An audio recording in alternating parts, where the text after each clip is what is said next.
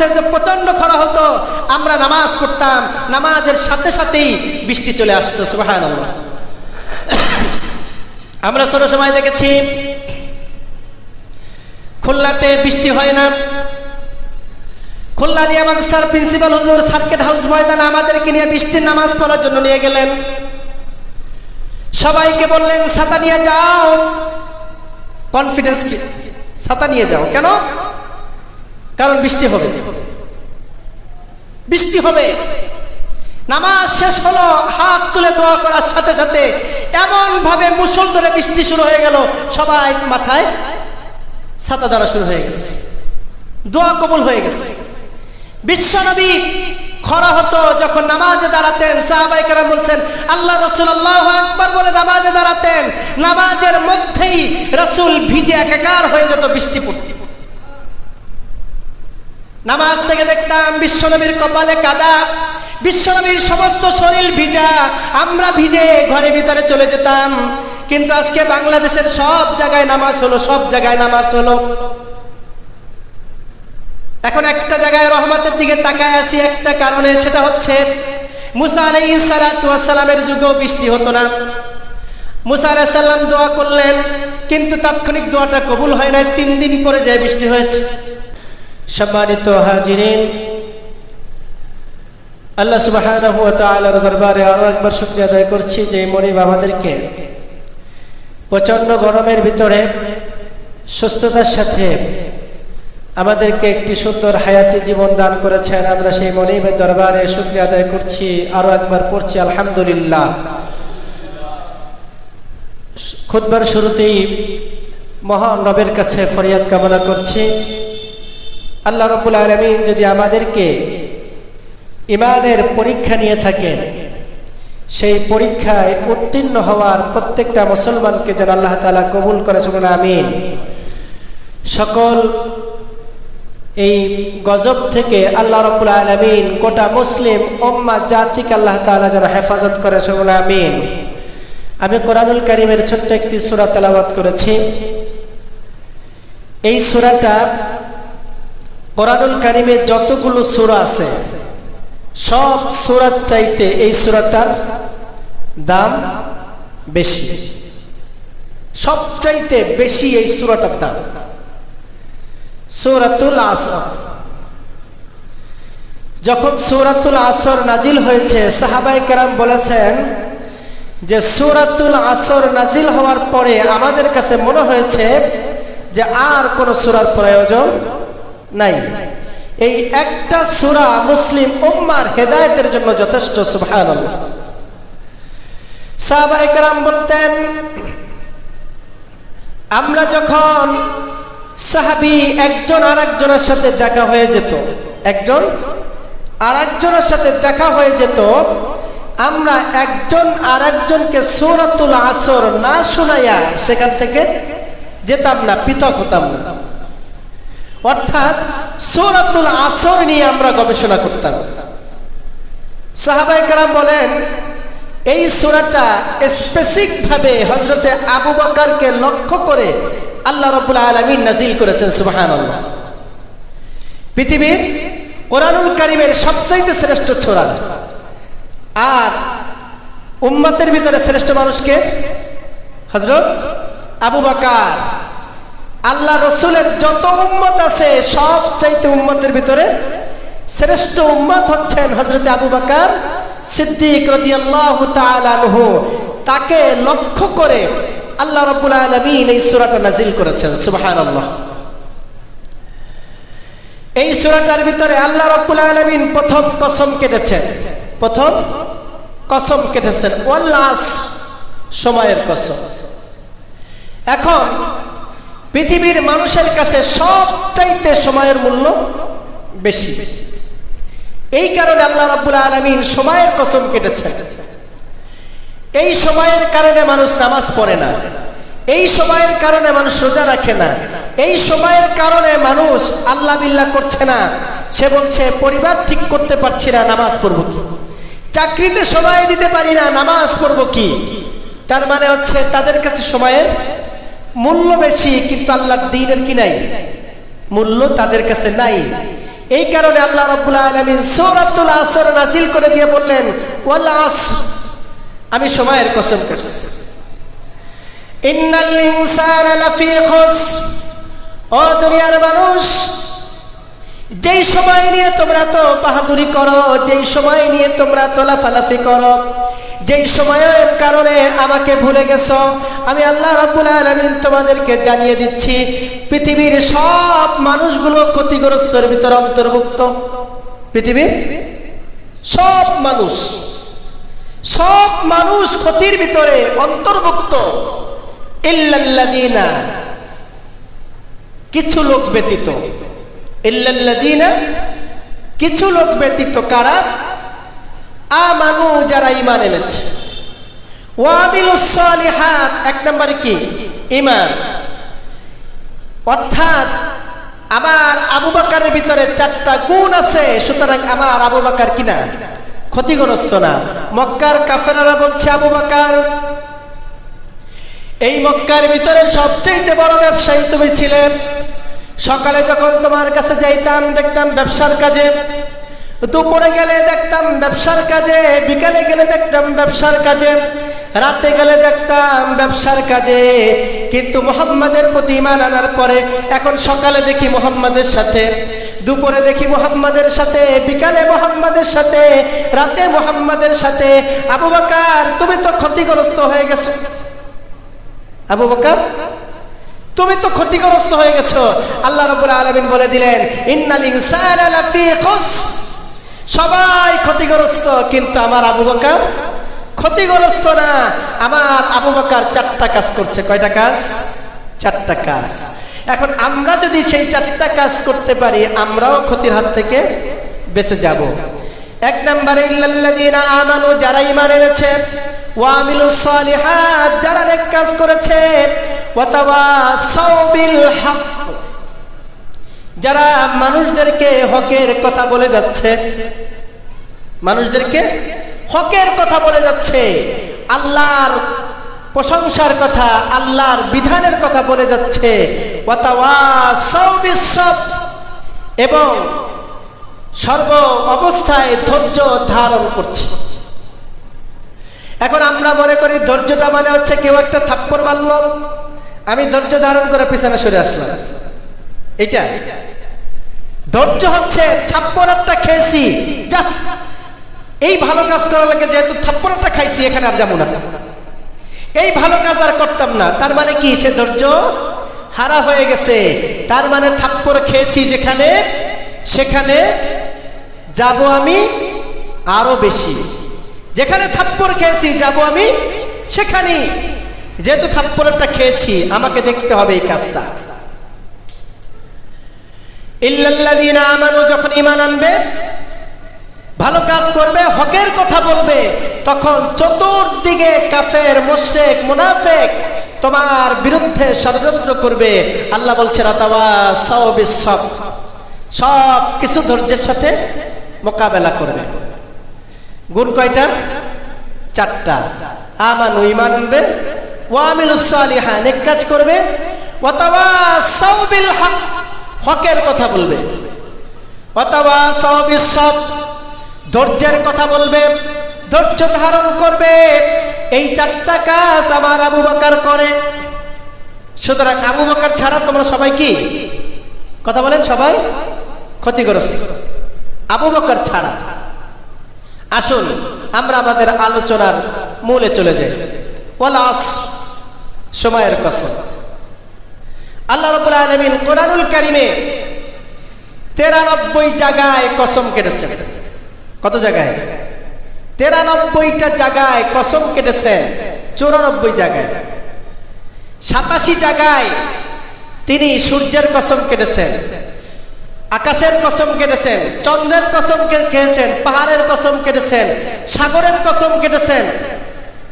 আর মাত্র 7 জায়গায় তার নিজের নামের কসম কেটেছেন। সুবহানাল্লাহ। এখন মানুষ কসম কাটবে কার নামে? আল্লাহর নামে। আপনি যদি কসম কাটেন, সেই কসমটা হতে হবে আল্লাহর নামে। কিন্তু আমাদের সমাজে দেখা যায় কসম কাটে কার নামে? বাবার নামে, মায়ের নামে, মসজিদের নামে, কাবার নামে, আকাশের নামে। আল্লাহ রসুল বলেন, আল্লাহর নামের বাহিরে কেউ যদি অন্য কোনো নামে কসম করে সে যেন শিরিক করে। কি করে? শিরিক করে। আর যদি কেউ শিরিক করে তার ঈমান থাকে না, ঈমান থাকে না। এখন সমাজের ভিতরে কত দেখেন, অনেক সময় দেখা যায় বাংলা সিনেমার ভিতরে তোমার ভালোবাসার কসম কয় না? এই যে মসজিদের সামনে দাঁড়াইলাম, মসজিদের কসম। এখন আপনি বলবেন হুজুর আমি তো কসম কাটি না, কিন্তু দেখা যায় আপনি কসম কাটেন না, কিন্তু আপনার মোবাইলে যারা কসম কাটে তাদেরকে সারাদিন নিয়ে বসে আছে। আমি সেই ছবিগুলো দেখছি। অনেক মুসলমান বলবে আমি হিন্দুদের মন্দিরে যাই না, অনেক মুসলমান বলবে যে আমি পূজা অর্চনায় যাই না, কিন্তু কিয়ামতের ময়দানে দেখবে ওই লোকগুলোর ভিতরে পূজা মন্দিরে যাওয়ার জন্য যে ঈমানটা চলে যায়, কিয়ামতের ময়দানে দেখবে তার ঈমানটাই নেই। লোকটা ডাক দিয়ে বলবে রব্বুল আলামিন জীবনেও মূর্তির কাছে যাই নাই, হিন্দুদের পূজায় যাই নাই, আজকে কেন? আল্লাহ রাব্বুল আলামিন ডাক দিয়ে বলবেন যাও নাই ঠিক আছে, কিন্তু তোমার ঘরের ভিতরে ছিল। কি ছিল? মোবাইলে এই যে হিন্দুরা যত ভারতবর্ষের ছবি আছে, বাংলাদেশের ম্যাক্সিমাম সন্তানেরা ছবিগুলো দেখে না? সেখানে পূজা হচ্ছে, সেখানে পূজার মাধ্যমে বিয়ে হচ্ছে, সেখানে মারামারি হচ্ছে, সেখানে গ্যাঞ্জাম হচ্ছে, আর মুসলমান সন্তান সেটাকে দেখে কি করতেছে? আফসোস করছে, দুঃখ করছে, তাদেরকে প্রমোট করছেন।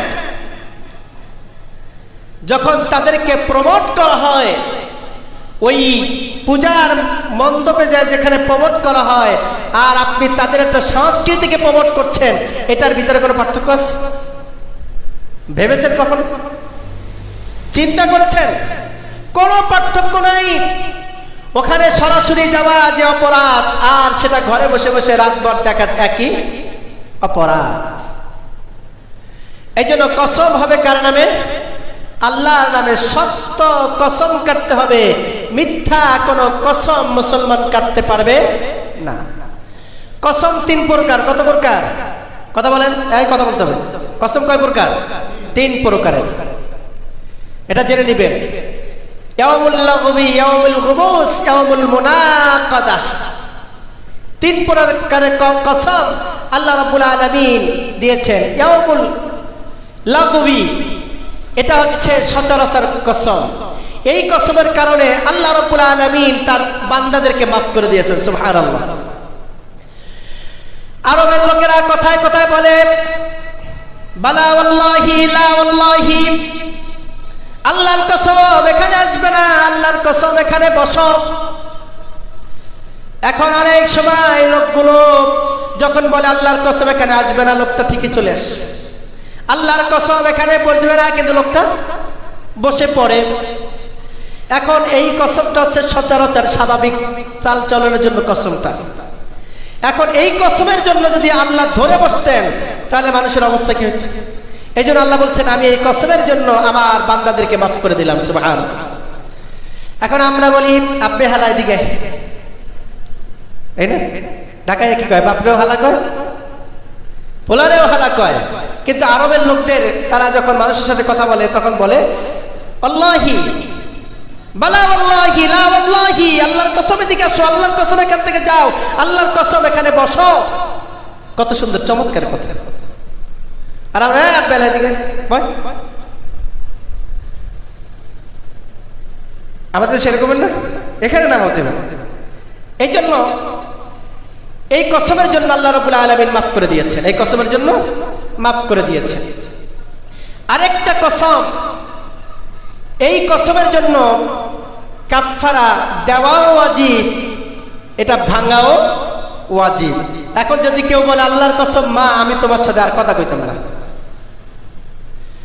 এখন মায়ের সাথে আল্লাহর কসম কেটে কথা না বলা এটা কি জায়েজ? কথা বলেন, জায়েজ? জায়েজ না। বাবা আল্লাহর কসম কেটে বলছে আজকে থেকে তোমার সাথে আর কোনো কথা নাই, যেহেতু আল্লাহর নামে কসম কসম কেটেছি, তখন কি কথা বন্ধ করতে হবে? তাই না, কথা যেহেতু এটা বৈধ না, এই কসমটা কি না, বৈধ কসম না। আল্লাহর কসম আজকের থেকে মসজিদে আর আসবো না, এটা কি বৈধ কসম? এখন এই কসম কাটতে হবে এবং এর জন্য কাফফারা দিতে হবে। এর জন্য কি দিতে হবে? কাফফারা দিতে হবে। অনেক সময় আগের মাথায় বলে বসে, আল্লাহর কসম এই মসজিদে আর কখনো আসবো না, আল্লাহর কসম এই রাস্তা থেকে আর কখনো যাব না। এখন এই রাস্তা থেকে না গেলে আমার চলবে না, রাস্তা থেকে যেতে হবে। এখন এই কারণে এই কসম ভাঙা ওয়াজিব, কাফফারা দেওয়া ওয়াজিব। রাসূল করিম সাল্লাল্লাহু আলাইহি ওয়াসাল্লাম মধু খুব ভালোবাসতেন, তার সবচাইতে খাবারের ভিতরে মধুটা বেশি পছন্দ ছিল।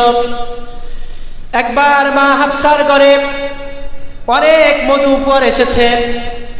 হযরতে যায়েনব এবং হযরতে আয়েশা সিদ্দিকা রাদিয়াল্লাহু তাআলা আনহা দুইজনে বন্দেশ করলেন, পরামর্শ করলেন যে যায়েনবের ঘরে অনেক মধু এসেছে, সুতরাং আল্লাহ রাসূল যখন যায়েনবের ঘরে ঢুকবে আর যায়েনব তাকে মধু পান করতে দিবে, রাসূল বসে বসে মধু পান করবে আর সময় সেখানে বেশি নিবে, সুতরাং রাসূলের ভালোবাসা থেকে আমরা মাহরুম হয়ে যাব। তাহলে কি করা যায়? আয়েশা বলল, রাসূল যখন তোমার ঘরে যাবে তুমি তখন বলবে, ইয়া রাসূলুল্লাহ, ইয়া হাবিবাল্লাহ, আপনার মুখে দুর্গন্ধ কেন? যখন আমার ঘরে আসবে আমি তখন বলবো, ইয়া রাসূলুল্লাহ, ইয়া হাবিবাল্লাহ, আপনার মুখে দুর্গন্ধ কেন? আর তুমিও জানো আমিও জানি রাসূল দুর্গন্ধ পছন্দ করেন না। আল্লাহ রাসূলের কাছে সব সময়ের জন্য সাহাবীরা থাকে। আয়েশার ঘরে ঢুকলেন, আয়েশা বললেন, ইয়া রাসূলুল্লাহ, ইয়া হাবিবাল্লাহ, আপনার মুখে দুর্গন্ধ কেন? আল্লাহ রাসূল বলেন, আমি তো কোনো খারাপ কিছু খাই নাই, আমি তো যায়েনব আমাকে মধু পান করিয়েছে। আয়েশা বললেন, সম্ভবত মাগাফি নামক কোন একটা গাছ আছে, ওই গাছে মৌমাছি বসেছিল, যার কারণে মধুতে কি দুর্গন্ধ। হাফসার ঘরে গেলেন, হাফসা কি কথা বলল? আল্লাহ রাসূল বললেন, আল্লাহর কসম, আজকের থেকে আমি আর কখনো কোনোদিন মধু পান করব না। এই কথা বলার সাথে সাথে আল্লাহ রাব্বুল আলামিন কোরআনুল কারীমের সূরাতুত তাহরীমের প্রথম নম্বর আয়াত নাযিল করে দিলেন, ইয়া আইয়ুহান নাবিয়্যু লিমা তুহাররিমু মা আহাল্লাল্লাহু লাক। আল্লাহু আকবার। হে নবী, আপনি মধু ভালোবাসেন, আপনার মধু প্রিয়, আমি আল্লাহ জানি, আমার অনুমতি ছাড়া আপনাকে মধু পান করতে কে হারাম করলো? কে পারমিশন দিল আপনাকে? ছোট্ট করে একটু তিরস্কার করে দিলেন, কে আপনাকে নিষেধ করলেন? আপনার স্ত্রীরা আপনার ভালোবাসা পাওয়ার জন্য ছোট্ট মাপের একটু ষড়যন্ত্র করল, আপনার বিরুদ্ধে না, তবে কি সেটা ভালোবাসা পাওয়ার জন্য একটু ছোট্ট মাপের ষড়যন্ত্র করলো, আর আপনি বলে দিলেন, আল্লাহর কসম, আজকের থেকে আমি আর মধুপান করব না। আল্লাহ রাসূল ডাক দিয়ে বললেন, কে আছো? মধু নিয়ে আসো আমার কাছে। তিনি প্রথমে কাফফারা দিলেন। কি দিলেন? যেহেতু আল্লাহর নামে কসম কেটেছেন, কাফফারা দিলেন। কাফফারা দিয়ে এরপর তিনি মধু পান করলেন। স্ত্রীদেরকে ডেকে বললেন, তোমরা আমার বিরুদ্ধে ষড়যন্ত্র করেছো। স্ত্রীরা বুঝতে পারলেন, বললেন, ইয়া রাসূলুল্লাহ, ইয়া হাবিবাল্লাহ, আমাদের বয়স ছিল, আপনি হাফসার ঘরে ঢুকবেন আর বের হবেন না, আমাদেরকে সময় দিবেন না, আপনার পবিত্র চেহারাটা আমরা দেখতে তেমন একটা পাবো না, এই কারণে করেছি। আল্লাহ রাসূল বুঝতে পারলেন, তাদেরকে মাফ করে দিলেন, তাদেরকে মাফ করে দিলেন। তাহলে এমন কোন কসম কাটা যাবে না, যদি কেউ কাটে কাফফারা দিতে হবে, এটা ওয়াজিব, আর কসমও কাটতে হবে, এটাও ওয়াজিব। এখন এই কাফফারা কেমনে দিবেন?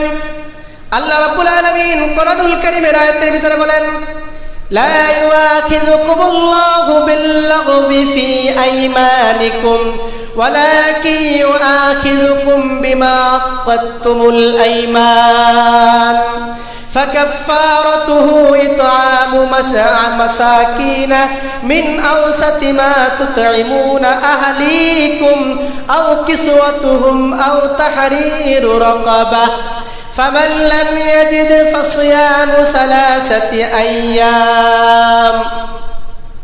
আল্লাহ রাব্বুল আলামিন ডাক দিয়ে বললেন, তোমরা যে সমস্ত অনর্থক শপথ করো, এই শপথের কারণে অর্থাৎ ইয়ামিনুল লাগবি, এই কারণে আমি আল্লাহ রাব্বুল আলামিন তোমাদেরকে মাফ করে দিয়েছি। সুবহানাল্লাহ। এর বাহিরে তোমরা যে সমস্ত আমার নামে কসম কাটো, এই কসম ভঙ্গ করা কাফারা, কাফারা দেওয়া এটা তোমাদের জন্য ওয়াজিব। আর কাফারাটা কি হবে? ইতআমু আশারাতি মাসাকিন, 10 জন মিসকিনকে খাওয়াতে হবে। কতজন মিসকিন? কথা বলেন সবাই, কতজন? 10 জন।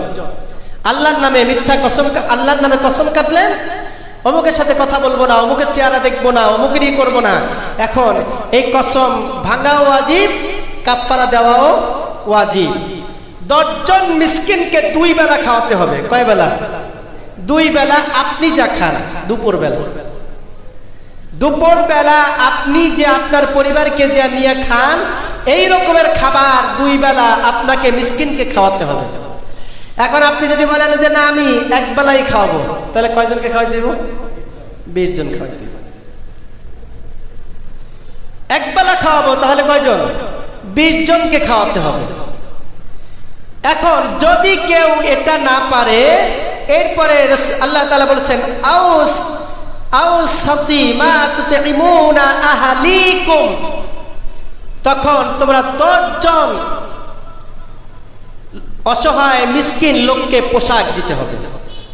এর বাহিরে কি দিতে হবে? কাপড় দিতে হবে।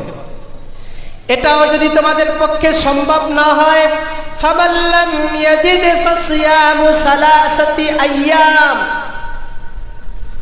এটা যদি তোমাদের পক্ষে সম্ভব না হয়, তাহলে তোমাদেরকে বিরামহীন ভাবে 3টা রোজা রাখতে হবে।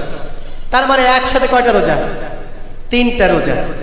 তার মানে এই আলোচনায় আল্লাহ রাব্বুল আলামিনের এই কথায় বোঝা যাচ্ছে যে আল্লাহর নামে কসম কাটা কত বড় অপরাধ। আল্লাহর নামে কসম কাটা কত বড় অপরাধ। এই জন্য আল্লাহর নামে কসম করতে গেলে হিসাব করে করতে হবে। বোঝা গেল তো? সহজে এই তুমি আল্লাহর কসম কেটে কও, আপনি আল্লাহর কসম কেটে কইলাম, হিসাব করতে হবে যে কথাটা কি বলেছি। বলে বসছেন ঠিক আছে, যখনই অনুধাবন হয়েছে যে না আমি তো আল্লাহর নামে মিথ্যা কসম কেটেছি, আমি আল্লাহর নামে কসম কেটে বলছি আমার স্ত্রীকে আজকের থেকে তোমার সাথে আর কথা বলবো না। এখন ওই স্ত্রীর সাথে কথা বলার আগে কাফারা দিতে হবে। আল্লাহর কসম মা তোমার সাথে আর কোনোদিন কথা বলবো না, এই কথা মায়ের সাথে কথা বলতে হবে, এটা ওয়াজিব। বলার আগে কাফারা, যেহেতু অন্যায় করেছি আগে দিতে হবে কি? কাফারা দিতে হবে। এখন মা যদি আসে কথা বলতে, বাবা তুই আমার সাথে কথা বলবি না, মাকে বলে দিতে হবে মা তোমার আল্লাহর নামে কসম কেটে বলেছিলাম তোমার সাথে কথা বলবো না।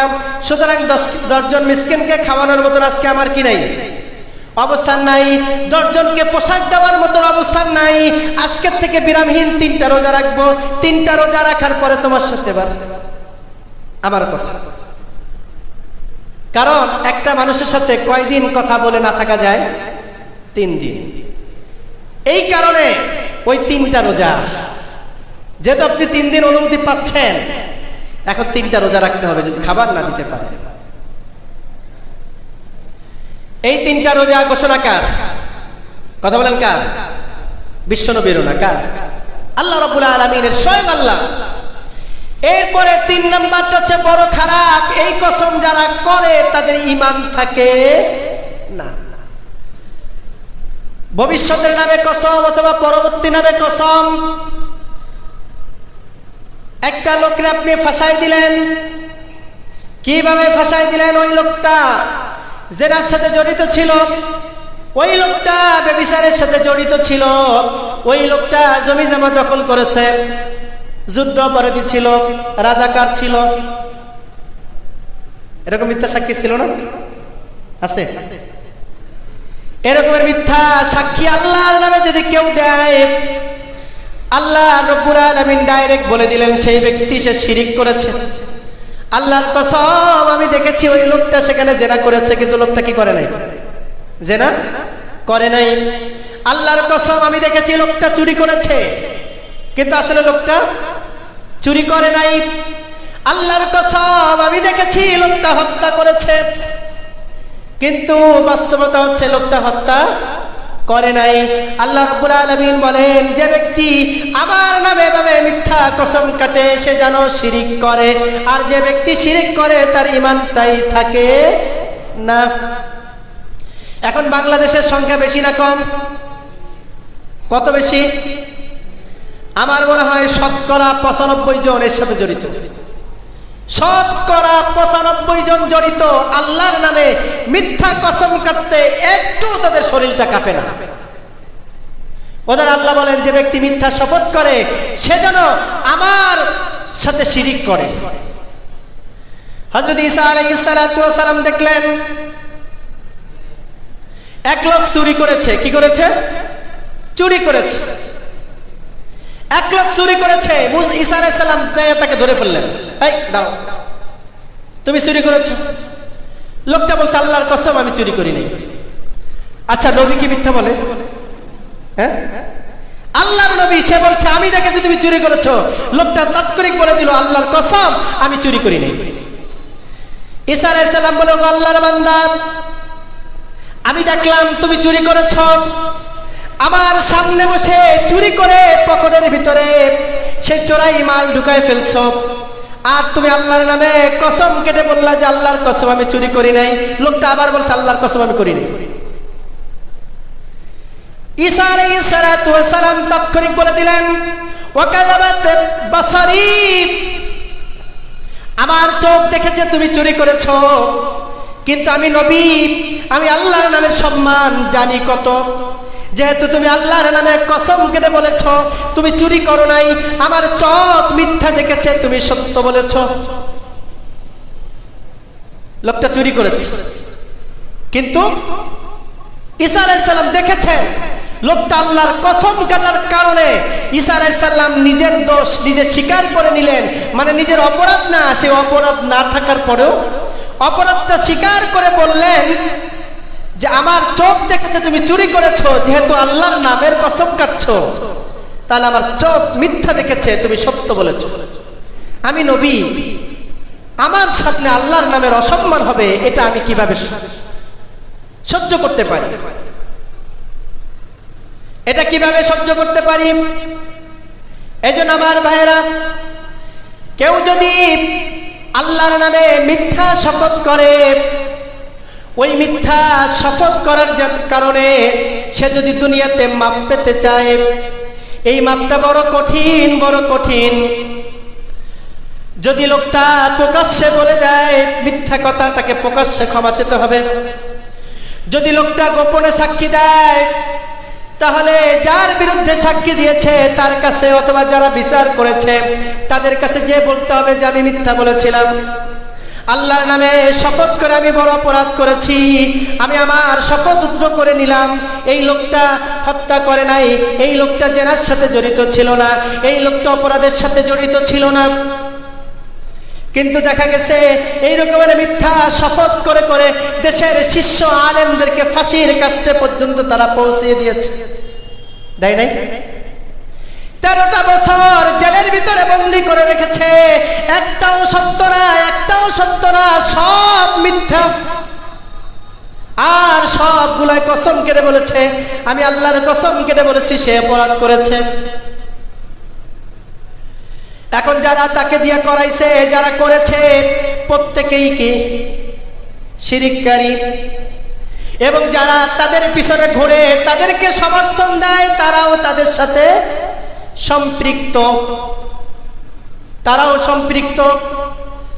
আপনি কি করেন আমার দেখার বিষয় নাই, কিন্তু বাস্তবতাটাকে অনুধাবন করতে হবে। আপনি মুসলমান, আপনার সবার আগে প্রথম দায়িত্ব হচ্ছে আপনার মুসলমানিয়ত বাঁচানো দরকার, ঠিক না?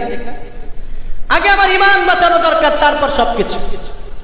সমাজে একটা কথা আছে, কি নিজের চাইতে পরিবার বড়, পরিবারের চাইতে সমাজ বড়, সমাজের চাইতে রাষ্ট্র বড়, আছে না? কিন্তু সবচাইতে আমি বলবো সব বড়র সবার আগে হচ্ছে ঈমান বাঁচানো, এটা হচ্ছে সবচাইতে বড়। আমার দেশ জাহান্নামে চলে যায়, আমার সমাজ জাহান্নামে চলে যায়, কিন্তু আমার ঈমান ঠিক নেই। সব জাহান্নামে গেছে, সাথে আমিও গেছি, কিন্তু আমার সমাজ রাষ্ট্র সব ভালো দিকে চলে গেছে, কিন্তু এদেরকে ভালো দেখার জন্য আমার ঈমানটা বিলীন করে দিলাম। আমার লাভ কি? আমার ঈমান বিলীন করে দিলাম, কিন্তু আমার এই ঈমান বিলীন করার কারণে সমাজ ভালো, রাষ্ট্র ভালো, আমার লাভ কি? আমাকে তো সারাটা জীবন জাহান্নামের ভিতরে থাকতে হবে। একটু ভাবার দরকার, চিন্তা করা দরকার। এই জন্য কসম যখন আমরা কাটবো, রাসূল করিম সাল্লাল্লাহু আলাইহি সাল্লাম বলেন, যে ব্যক্তি মিথ্যা কসম করে সে ব্যক্তির জন্য আল্লাহর জাহান্নাম ওয়াজিব হয়ে যায়, জান্নাত হারাম হয়ে যায়। জান্নাত হারাম হয়ে যায়, জাহান্নাম ওয়াজিব হয়ে যায়। এক সাহাবী সাথে আল্লাহ রাসূল হাঁটতেছিলেন আর বলতেছিলেন, ও সাহাবী, খবরদার খবরদার, যত বড় বিপদে পড়ো না কেন, যত মুসিবতের ভিতরে পড়ো না কেন, খবরদার আল্লাহর নামে মিথ্যা কসম কখনোই কাটবে না, কারণ আল্লাহর নামের সম্মান সবচেয়ে বেশি। এক সময় দেখা যাইতো হিন্দুরা মসজিদের সামনে থেকে নামাজের সময় যাইতো না, আমরা দেখেছি হিন্দুরা নামাজের সময় যাইতো না।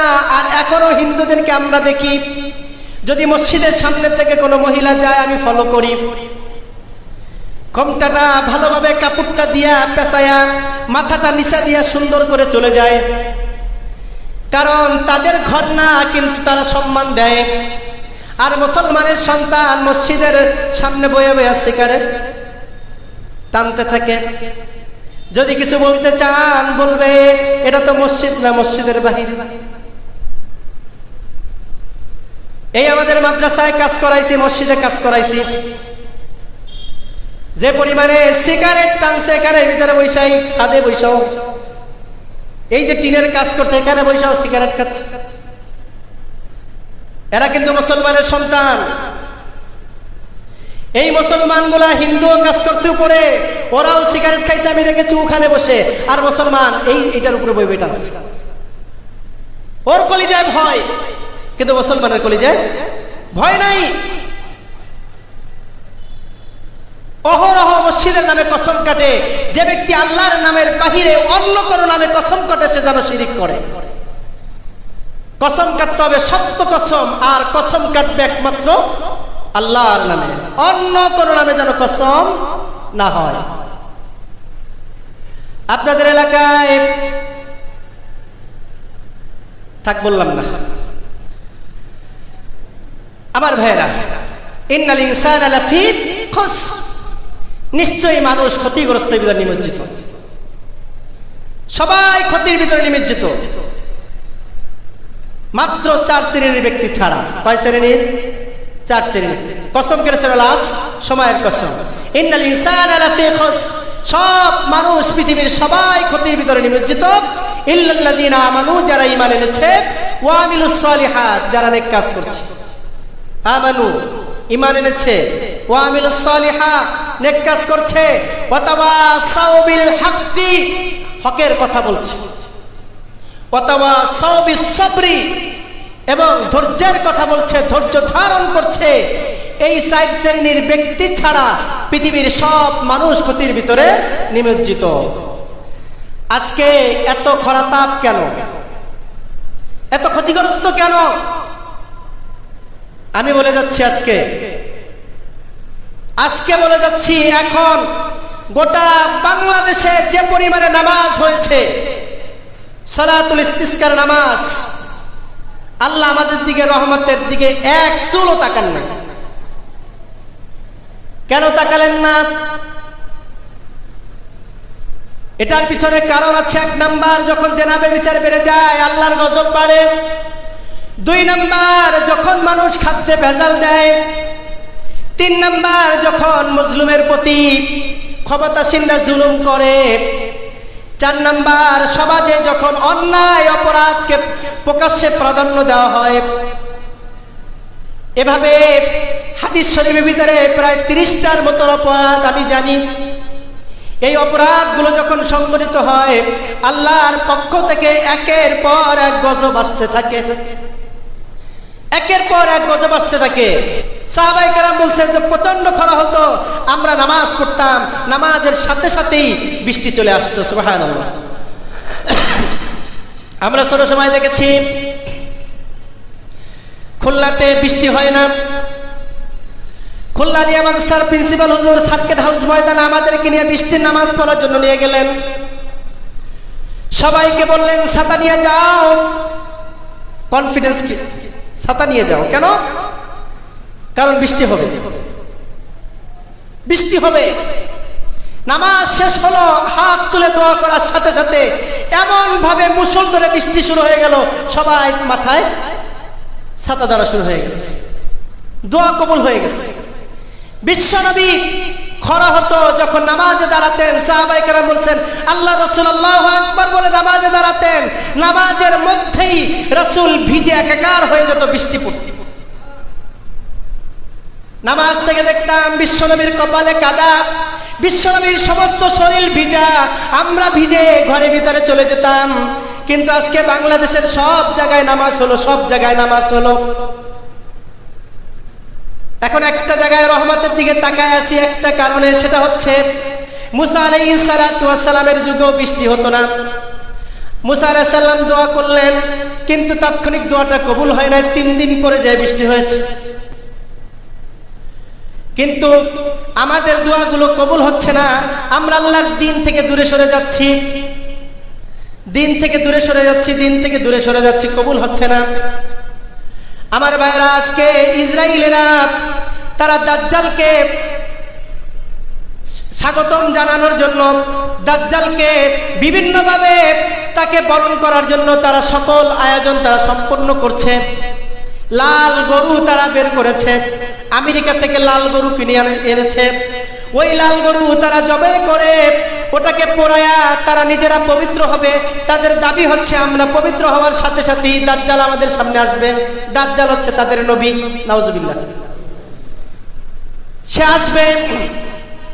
তারা গেট করেছে, তারা এখন মসজিদে আকসাকে ভেঙে চূর্ণ বিচূর্ণ করে দেওয়ার ষড়যন্ত্র চলছে। তারা সকল আয়োজন সম্পূর্ণ করছে, কিন্তু মুসলমান আমরা আমাদের ইমাম মাহাদির জন্য কোনো আয়োজন করছি না। আমরা ঈসা আলাইহিস সালাতু ওয়াস সালামেরকে বরণ করে নেওয়ার জন্য আমাদের কোনো আয়োজন নাই। এখন বলবেন হুজুর আমাদের আয়োজনটা কি? আমাদের একটা মাত্রই আয়োজন, প্রত্যেকটা মুসলমানকে এখন আল্লাহর দ্বীন প্রতিষ্ঠার কর্মী হয়ে যেতে হবে, কোরআনের কর্মী হয়ে যেতে হবে। যে সমস্ত কোরআনের দলগুলো আছে, ইসলামী দল আছে, আপনার কাছে যেটা পছন্দ হয় সেই দলের কর্মী হয়ে যেতে হবে আপনাকে। আর কর্মী হয়ে দ্বীনের কাজ করতে হবে। যদি দ্বীনের কাজ করতে পারেন ইমাম মাহাদির সাথী হবেন, ঈসা আলাইহিস সালাতু ওয়াস সালামের সাথী হবেন। আর যদি না পারেন ওই দাজ্জালের উত্তরসূরি হবেন, ওই ইহুদিদের উত্তরসূরি হবেন। আজকে গোটা পৃথিবীর মুসলমান রাষ্ট্রগুলো এক একটা ইহুদিদের দালাল, ঠিক কিনা? সবগুলো দালাল। ইরান বোমা মারে ইসরায়েলে, আর মুসলমান দেশ এটা বন্ধ করে দেয়। তোরা উল্টা মারবি, না পারলে চুপ করে থাক। কারণ তারা আমার মুসলমানের রক্ত খাচ্ছে। আমার প্রথম কিবলা মসজিদে আকসাকে ধ্বংসের ষড়যন্ত্র চলছে। পৃথিবীর সর্বশ্রেষ্ঠ সবচেয়ে পবিত্র জায়গা, যেই জায়গায় আল্লাহ রাব্বুল আলামিন সিংহাসন বসাবেন, যেই জায়গায় আল্লাহ রাব্বুল আলামিন তামাম দুনিয়ার সৃষ্টিকুলের বিচার করবেন, সেই জায়গাটা ইহুদিরা দখল করে নিচ্ছে।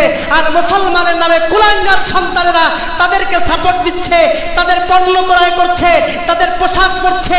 এরা মুসলমান হতে পারেই না। এইবার রমজানে রাগ করে না দোকানদারেরা, পেপসি, 7 আপ, কোকোকোলা চলে না বিদায়। 12টা যদি 2 লিটারের কোকোকোলা নিছে, এরকম কি কি আমি শুনেছি, একটা ফ্রি দিয়েছে। 24টা নিলে একটা ফ্রি দিয়েছে।